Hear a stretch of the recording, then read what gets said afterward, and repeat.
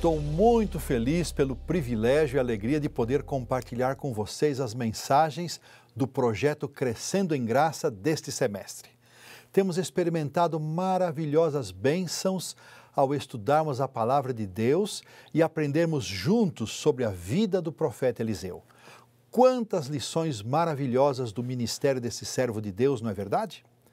Muitas bênçãos recebidas também com a leitura do livro Paixão, Propósito e Poder.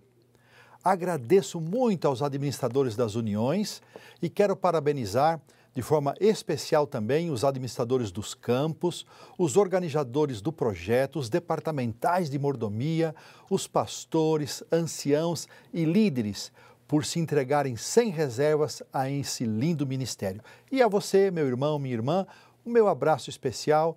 Você que se conectou conosco, acompanhou as mensagens e compartilhou com seus amigos. Deus seja louvado por tudo e por todos. Antes de abrirmos a palavra de Deus, como temos feito todas as vezes, vamos pedir a sua bênção para o estudo deste momento. Aí na sua casa, onde você estiver, curve a sua fronte, feche os seus olhos, vamos orar.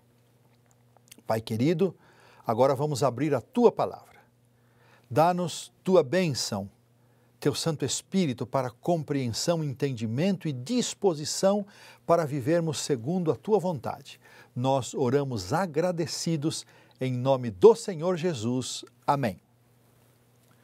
O texto para a reflexão de hoje está em 2 Reis, capítulo 6, versículo 8, e vai até o capítulo 7, verso 20. É uma longa porção que nós vamos ora citar, ora ler, são episódios distintos, mas que eles se interligam. Nós vamos fazendo a leitura à medida que formos comentando daqueles textos que queremos dar destaque. Mas eu peço a você, deixa aí a sua Bíblia aberta em 2 Reis, capítulo 6 e 7, na minha Bíblia os dois estão juntos. Muito bem, vamos começar então lembrando que Ben-Hadad era rei da Síria. E em conselho secreto com seus oficiais, decidia qual cidade de Israel iria atacar. Mas o Senhor mostrava esses planos para Eliseu, que por sua vez comunicava ao rei de Israel para que ficasse de prontidão a fim de enfrentar o ataque inimigo.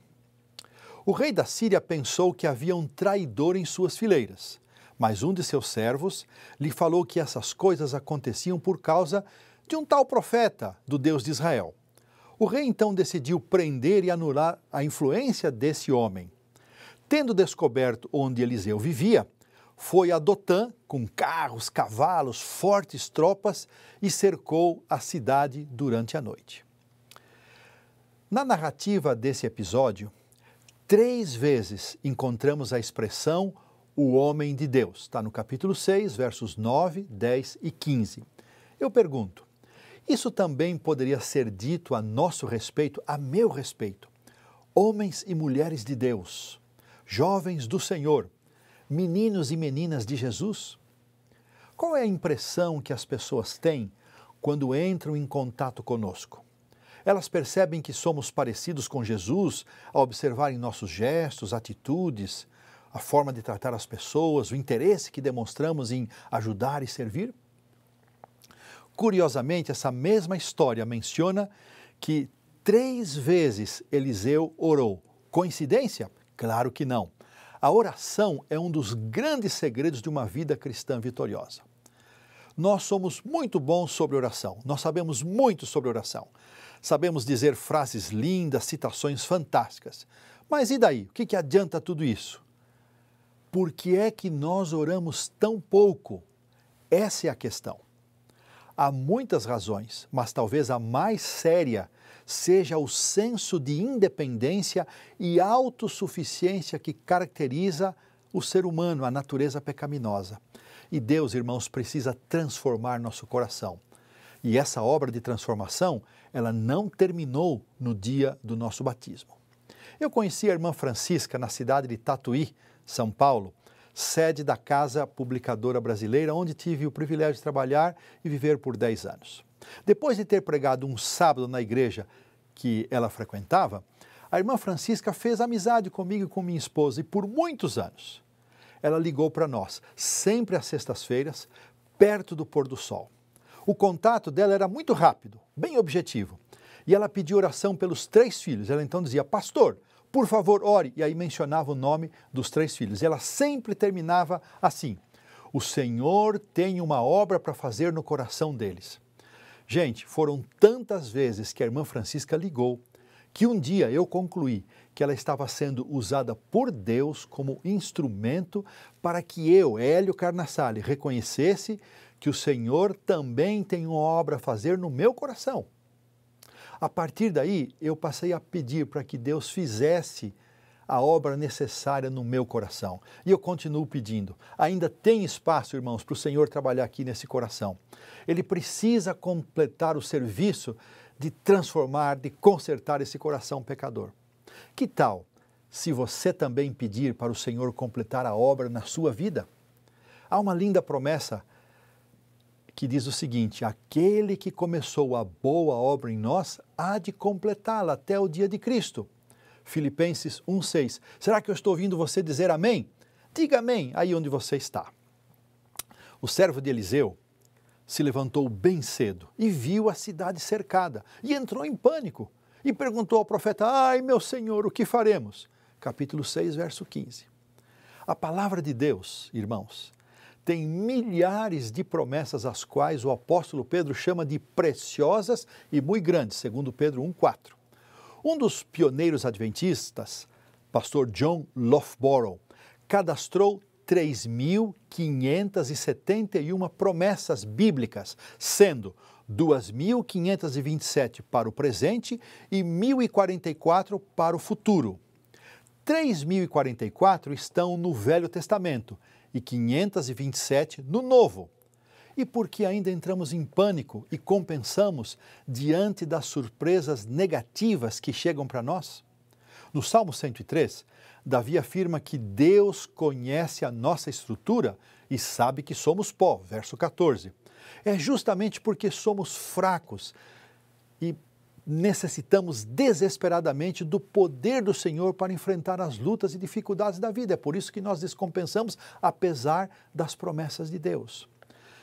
Cada provação é um convite para irmos à presença de Deus e pedir forças para seguir em frente.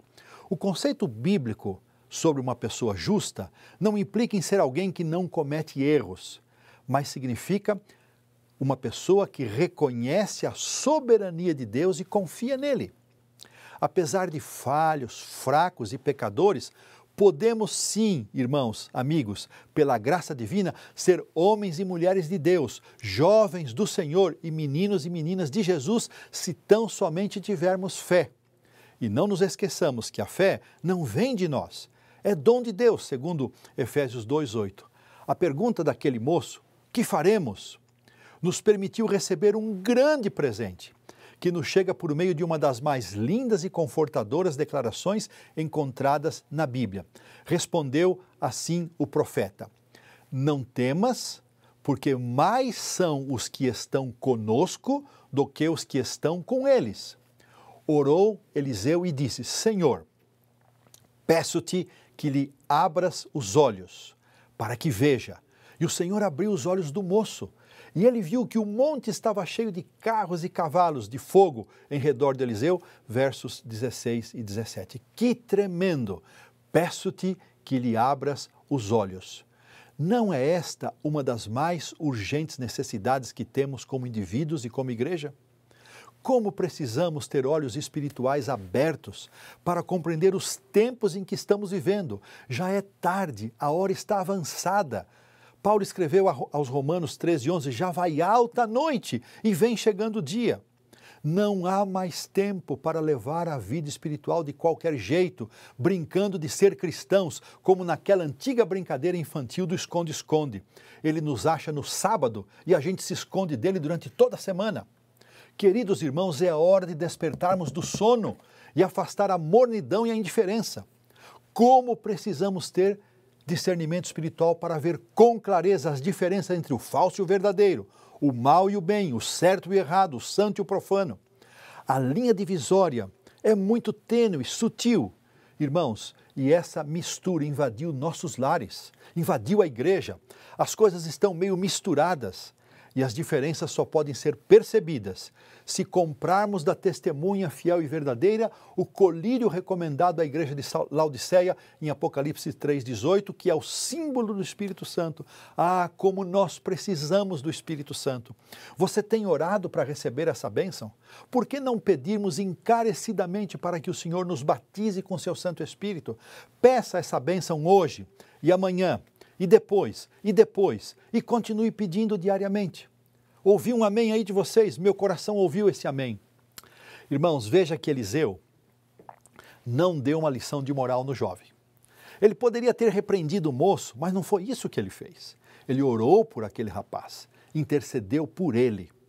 Muito mais do que qualquer outra coisa, nós precisamos amar nossos filhos, crianças e jovens. Precisamos rogar por eles, que é mais forte do que só pedir, interceder em favor deles. Você que é mais maduro como eu, peça a Deus para que os olhos desses rapazes e moças, desses meninos, sejam abertos para que vejam as maravilhas e as belezas de uma vida com Jesus. Quantas vezes o Senhor fala estas palavras aos seus filhos? Não temas.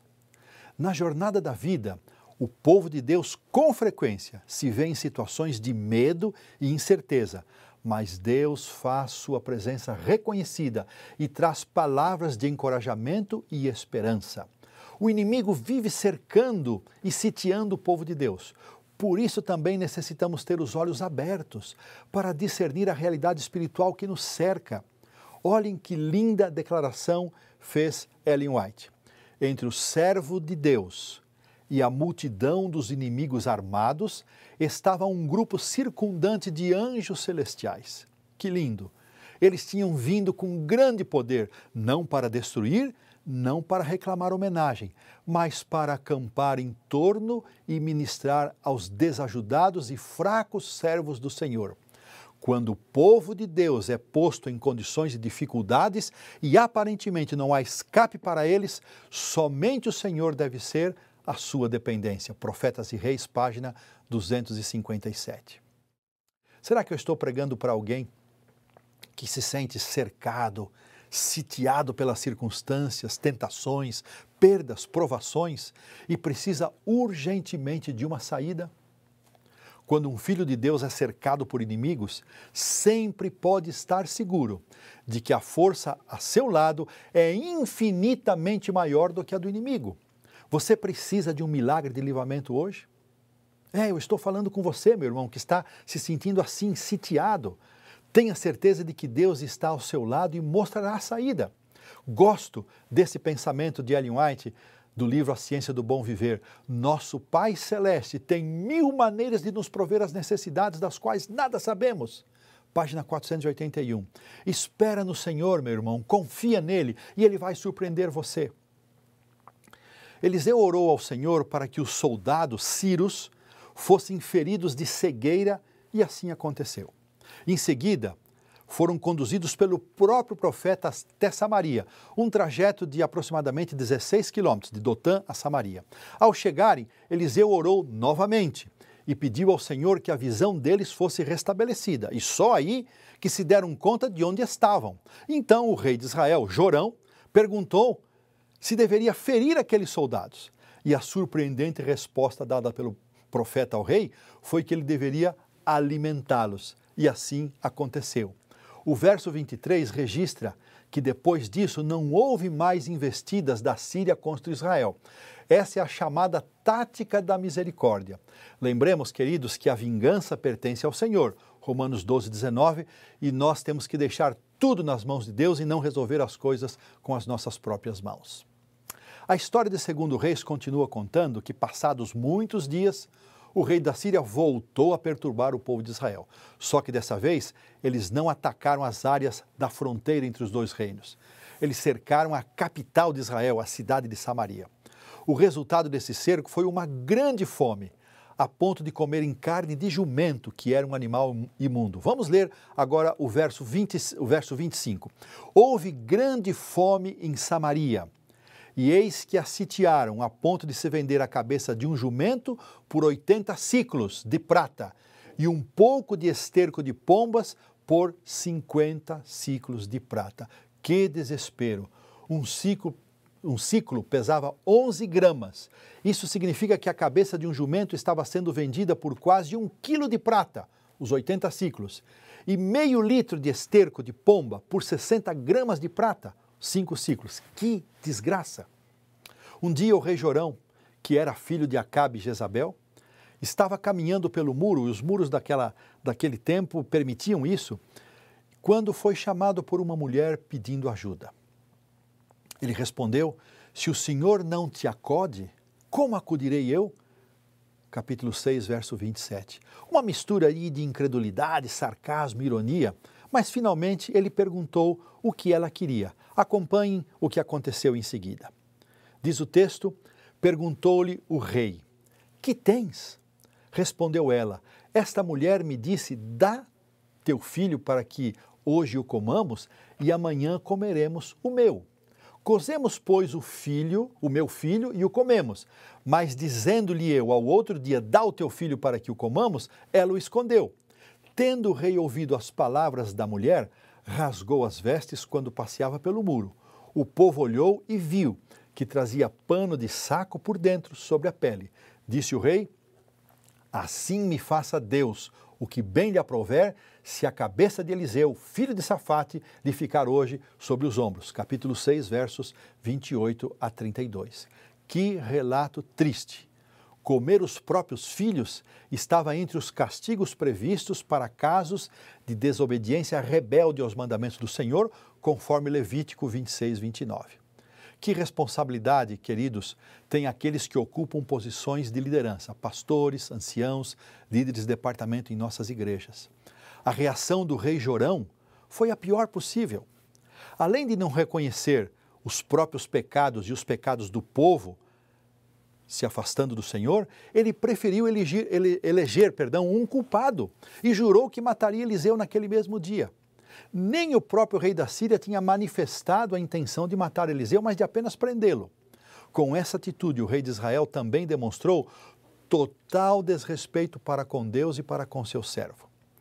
Irmãos, embora os pastores e líderes locais de nossa igreja sejam homens e mulheres falhos e pecadores, imperfeitos e igualmente necessitados das misericórdias do Senhor, ainda assim, nossos pastores e líderes merecem nosso respeito e consideração por sua autoridade e liderança espiritual.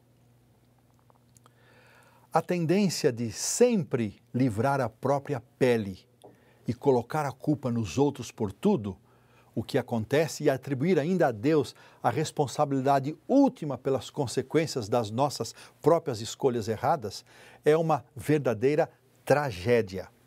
Precisamos pedir que o Senhor nos conceda forças para deixar o orgulho de lado, agir com humildade, assumir os próprios erros e pedir perdão a Deus e às pessoas a quem ferimos e então, por meio de sua graça, mudar de atitude, arrepender-se.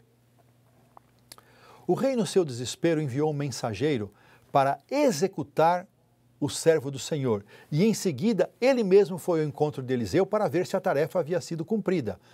E, mais uma vez, ele atribuiu a Deus a causa de tudo o que estava acontecendo, conforme lemos no capítulo 6, verso 33. Eliseu estava reunido com os anciãos do povo, homens fiéis que confiavam no Senhor e esperavam ouvir do profeta uma palavra de esperança. Agora eu pergunto, irmãos, a quem buscamos quando estamos nos piores momentos? A quem recorremos? Há tanta gente, mesmo dentro da igreja, que se esquece de Deus nos momentos de bonança e se volta contra Ele na hora da tempestade. O melhor é sempre buscar ao Senhor como no voto do casamento, como nós dizemos nos votos, na alegria e na tristeza, na saúde e na doença, na riqueza e na pobreza. Em Deus sempre estaremos seguros. Jesus disse, no mundo passais por aflições, mas tende bom ânimo, eu venci o mundo. João 16, 33. A vitória de Cristo é garantia de que não importa que possa nos acontecer, porque nele teremos paz. Vamos ler o que aconteceu. Então, disse Eliseu, ouvi a palavra do Senhor. Amanhã a estas horas, mais ou menos, dar-se-á um alqueire de flor de farinha por um ciclo e 2 de cevada por um ciclo, à porta de Samaria. Porém, o capitão a cujo braço o rei se apoiava respondeu ao homem de Deus: ainda que o Senhor fizesse janelas no céu, poderia suceder isso? Disse o profeta: eis que tu o verás com teus olhos, porém disso não comerás. Segundo Reis 7, 1 e 2. Vamos entender a profecia de Eliseu. Um alqueire equivalia a 7 quilos e 2 alqueires, lógico, 14 quilos. Essa quantidade de farinha e de cevada seriam vendidas por um ciclo cada. Só para lembrar que meio litro de esterco de pombo estava sendo vendido por 5 ciclos e a cabeça de um jumento por 80 ciclos. Ou seja, a profecia era de que haveria muito mais por muito menos.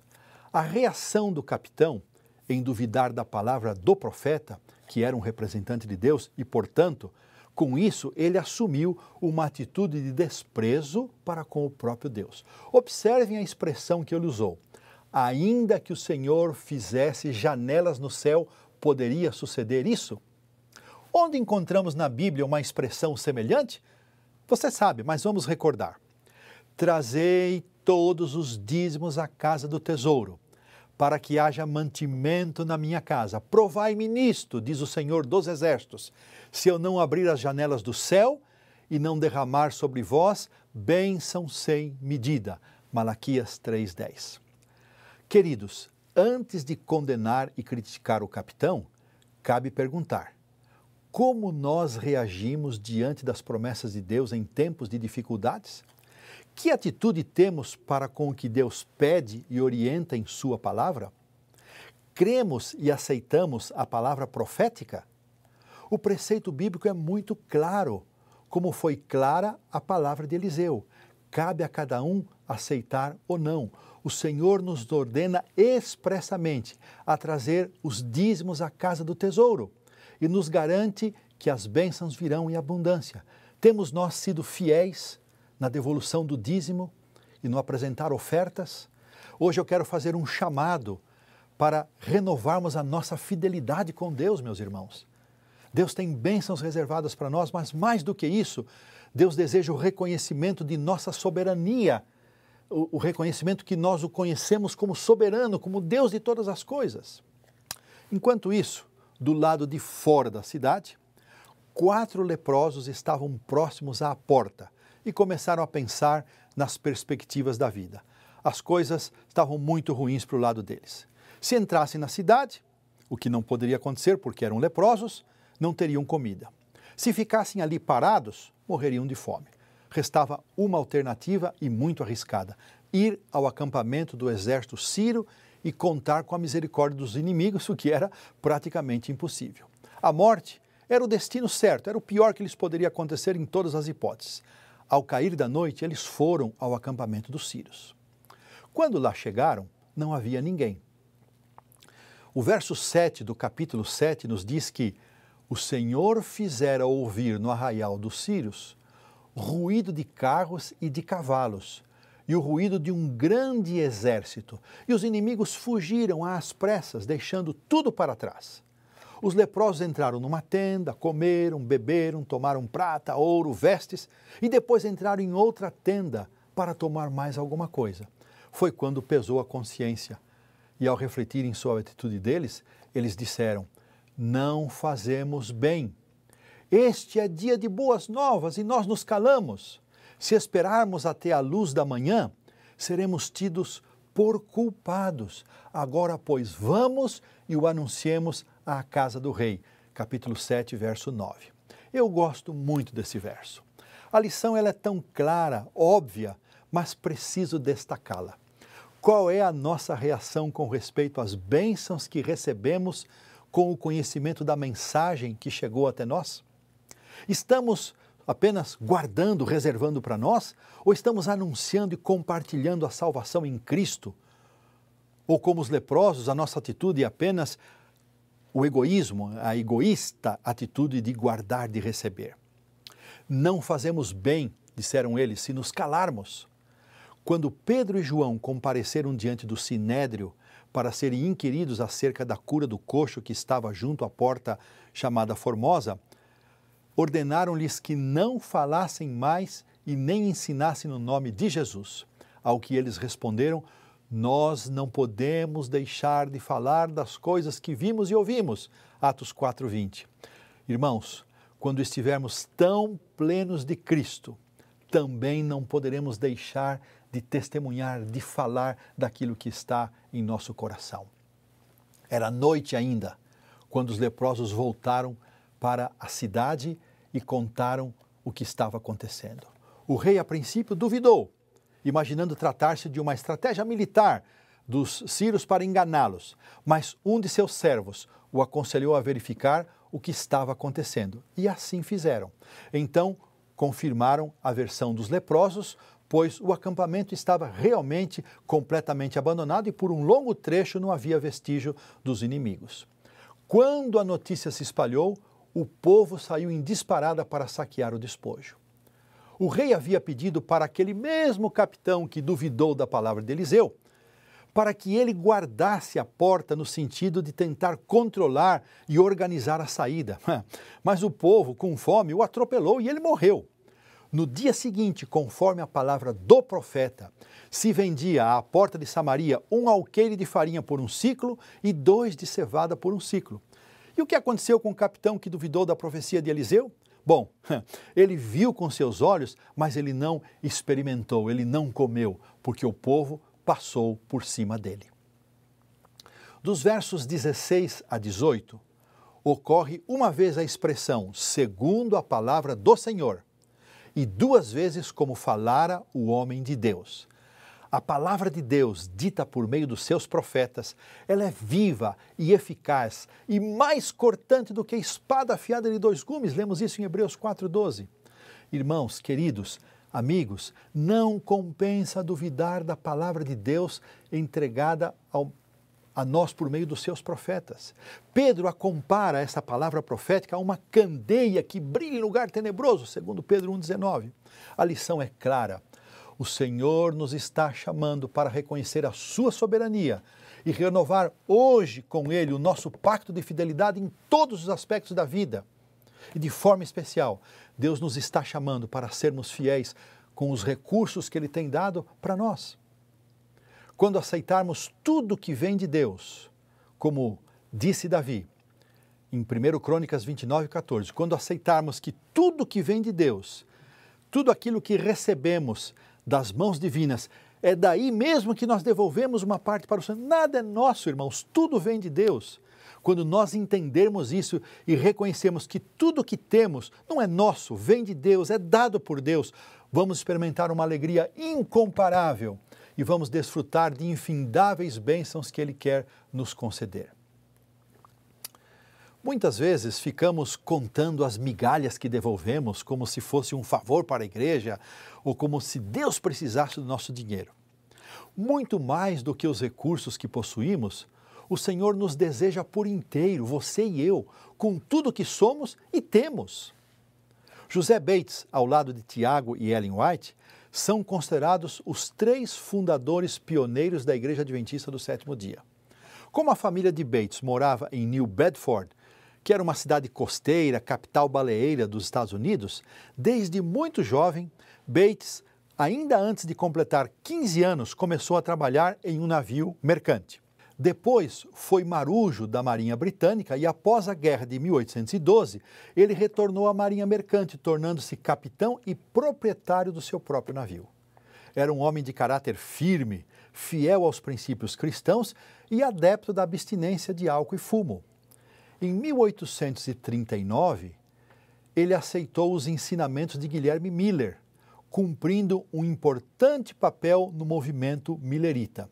O livro Paixão, Propósito e Poder conta uma parte de sua história do capitão Bates, José Bates, no capítulo 2. E eu vou contar alguma coisa dele aqui. No início de 1844, Bates vendeu sua casa por $4.550, com o objetivo de custear suas viagens e despesas na pregação da mensagem da volta de Jesus. Certa feita, ele viajou cerca de 1.000 quilômetros em meio ao rigoroso inverno norte-americano, enfrentando ameaças contra a própria vida e sob condições muito precárias. Na última noite das reuniões em Kent Island, às margens da Baía de Chesapeake, ele e o seu companheiro Herman Gurney foram avisados de que um grupo que estava num bar estava se preparando para matá-los.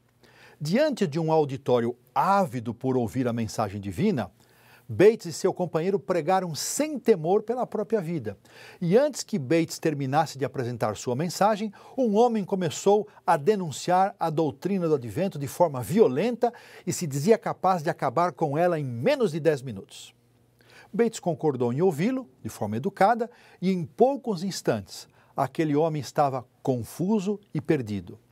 A resposta de Bates demonstrava sua fé sem reservas em Deus e seu compromisso com a pregação do Evangelho. Que resposta ele deu? Disse o seguinte àquele homem: não pense que viajamos quase 1.000 quilômetros pela neve e pelo gelo, pagando tudo do nosso próprio bolso, a fim de lhes apresentar o clamor da meia-noite, sem antes parar para avaliar o preço. E agora, se o Senhor não quiser que façamos mais nada de bom grado, permaneceremos no fundo da Baía de Chesapeake até ele voltar. Mas, se Deus tiver mais trabalho para realizarmos, vocês não poderão nos tocar. Além disso, Bates estava muito feliz por empregar seus recursos e custear todas as suas despesas naquela viagem missionária. Veja, irmãos, que a preocupação não era ser apenas fiel no dízimo, nas ofertas, era dar tudo para o Senhor. E hoje nós estamos chamando vocês a um apelo, mais uma vez, para que renovem o seu pacto de fidelidade com Deus, para serem fiéis na devolução do dízimo e das ofertas. Há muitas histórias interessantes como Deus supriu as necessidades da família Bates. Um dia, sua esposa lhe disse que não havia mais farinha em casa. Com os poucos centavos que possuía, saiu e voltou com apenas 2 quilos de farinha para espanto da sua esposa. Quando ela soube que ele havia gastado os últimos centavos e que não tinha mais dinheiro, ela começou a chorar e perguntar o que seria deles.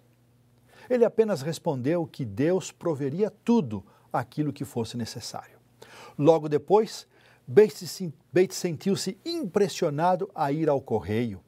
E ao chegar, soube que havia uma carta para ele, mas tinha que pagar para retirá-la. Como não admitia ficar devendo, disse que voltaria depois quando tivesse o recurso para pagar pela postagem. Mas o agente dos Correios o convenceu a abrir e, para sua surpresa, dentro do envelope havia $10 e um bilhete do doador dizendo que ele havia sido impressionado a enviar aquela quantia para o irmão Bates. Bates foi ao armazém, fez uma boa compra e pediu para entregar em sua casa. E ainda advertiu o rapaz, dizendo que a mulher que iria receber, sua esposa, insistiria em dizer que não era para eles. Ao chegar em casa, Bates contou para a esposa o que havia acontecido e nunca mais ela duvidou dos cuidados de Deus. Irmãos, vale a pena ser fiel ao Senhor. Bates conheceu o casal White em agosto de 1846, pouco antes deles se casarem. Ao compartilhar com eles a mensagem do sábado, Tiago e Ellen não aceitaram. Quando receberam um livro que ele havia escrito acerca do tema do sábado, o casal White não resistiu mais. Bates também logo aceitaria a manifestação moderna do dom profético manifestada na vida de Ellen White. E assim juntos, Bates, Tiago e Ellen foram os grandes baluartes na história do Adventismo. O que nós vimos nesta mensagem? Que nós podemos sim ser homens e mulheres de Deus, jovens do Senhor e meninos e meninas de Jesus, mas precisamos orar muito mais do que temos feito. Não adianta saber lindas frases, precisamos orar. Deus ainda tem uma obra a fazer no nosso coração. Ele precisa completar o trabalho que começou. E quando o inimigo nos cerca, não nos esqueçamos das muitas promessas de Deus. Ele quer nos livrar. Porque mais são os que estão conosco do que aqueles que são contra nós. Nossos olhos precisam ser abertos, por isso vamos pedir pelo Espírito Santo. Precisamos reconhecer que já é tarde, a hora está avançada, não dá mais para brincar de ser cristão. Nós precisamos amar nossos filhos, nossos jovens, nossas crianças. Temos que rogar e interceder por eles. E ao invés de culpar os outros por nossos erros, vamos assumir nossas faltas e pedir bênção do céu para mudar. A vingança, quando formos atingidos, pertence ao Senhor. Nossos líderes são homens e mulheres de responsabilidade. Vamos orar por eles. E, finalmente, estamos sendo fiéis nos dízimos e experimentando as bênçãos que Ele nos prometeu. Se não formos fiéis nos dízimos e ofertas, deixaremos de usufruir as bênçãos como aquele capitão deixou de usufruir do despojo. E, queridos, não fazemos bem se nos calarmos. Não podemos deixar de falar. A segura palavra profética nunca falha. Qual a nossa resposta diante do chamado de Deus para uma entrega total de tudo que somos e temos? E o impressionante exemplo de Bates nos convida mais uma vez a entregar tudo ao Senhor. Que Deus nos abençoe.